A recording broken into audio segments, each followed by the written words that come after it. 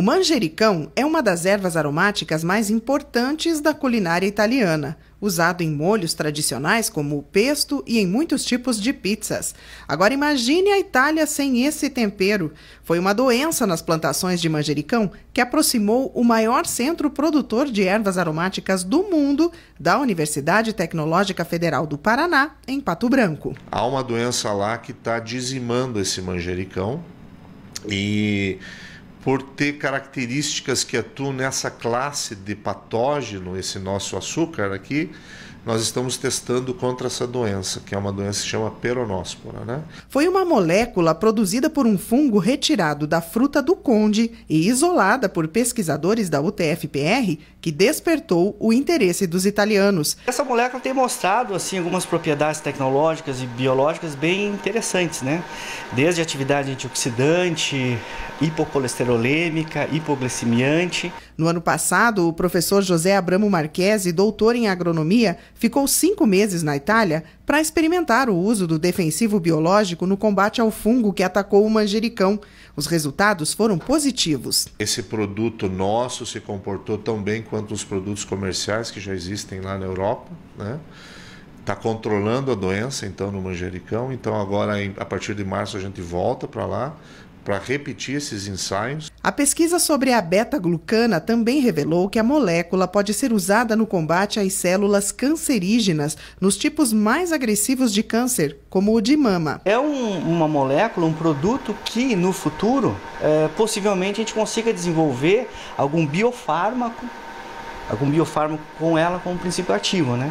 Esse é o sonho da gente como pesquisador, né? A UTF-PR de Pato Branco, através dos cursos de Química e de Agronomia, tornou-se referência no Brasil em melhoramento de plantas para o uso medicinal. Tem um grupo de pesquisadores voltado exclusivamente para os estudos de bioprospecção de moléculas, que é o uso de elementos da natureza no controle de doenças dos homens e das plantas.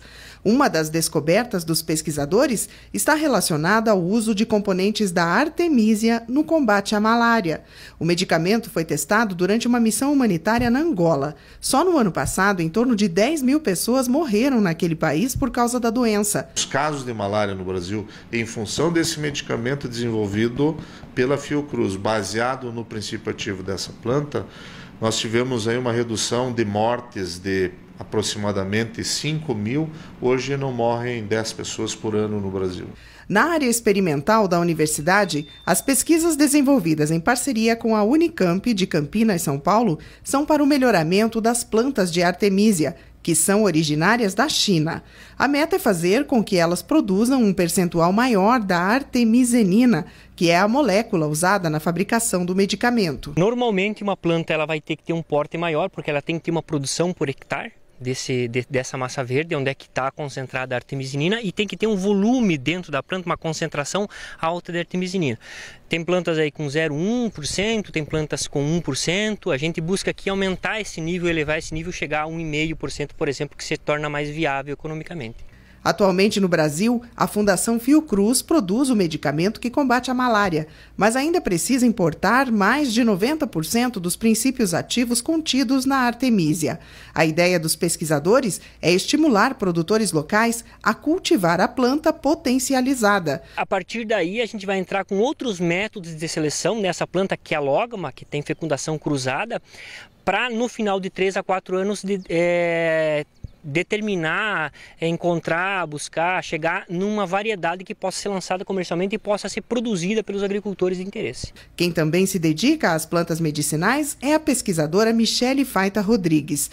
Ela desenvolveu um estudo de doutorado em parceria com a Unicamp sobre a extração de óleos essenciais para a indústria farmacêutica. Esse é o nosso carro-chefe, essa planta, que é uma planta brasileira, é erva baleeira. É um óleo com alto poder anti-inflamatório e analgésico, então esse é o nosso carro-chefe hoje. A pesquisa da Michele virou negócio. Ela e um sócio, também pesquisador, começaram a extrair o óleo da erva baleeira. No mercado farmacêutico, o litro do óleo chega a ser vendido por R$ 8.000. Para produzir 1 litro, são necessários 100 quilos de folhas desidratadas. A empresa deles está hospedada no Hotel Tecnológico da Universidade. A UTFPR nos fornece todas as nossas demandas de espaço físico, treinamentos na área de marketing, de empreendedorismo, laboratórios para análise, todo esse apoio nós temos da universidade. No campo, o agricultor Neuzi Rissardi de Mariópolis abriu a propriedade para a pesquisa científica.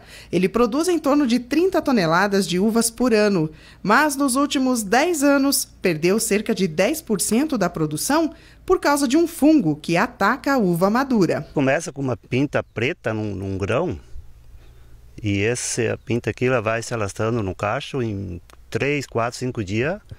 O cacho você perde tudo. E aí nem veneno adianta? Não tem, porque quando a uva está madura você não pode aplicar mais nada. E daí então a doença vai se alastrando. Se aplicar o veneno aí não dá para tirar para consumir. Não dá, né, para consumir in natura, né? É uma bolsista de iniciação científica do curso de agronomia que busca uma solução natural para combater a doença do parreiral do seu Neuzi. O pessoal vem buscando bastante produtos naturais, né? Então a gente vai estar tendo certeza que a gente vai estar comendo uma uva vinda de um processo natural, a gente vai estar comendo uma uva sadia e até para parte do processo do vinho, do suco. Todo esse desenvolvimento da pesquisa científica nas universidades só é possível com aporte financeiro. E normalmente esse dinheiro vem de programas do governo. Só que nos últimos anos, a verba destinada para a pesquisa científica no Brasil sofreu um corte de aproximadamente 80%. O resultado dessa falta de estrutura é um grande atraso nos estudos e até a perda de pesquisadores para outros países. Hoje a gente tenta fazer essas parcerias internacionais, como essa da Itália. Nós temos parceria com os Estados Unidos, com Israel, e os nossos alunos têm ido para lá realizar o grosso do trabalho deles, a parte mais cara, né? Essa pesquisa, por exemplo, do tratamento do câncer corre o risco de não ter continuidade?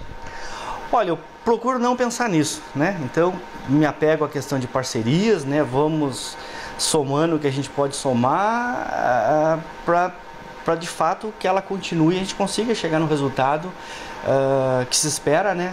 Sem precisar cortar, parar a pesquisa, né?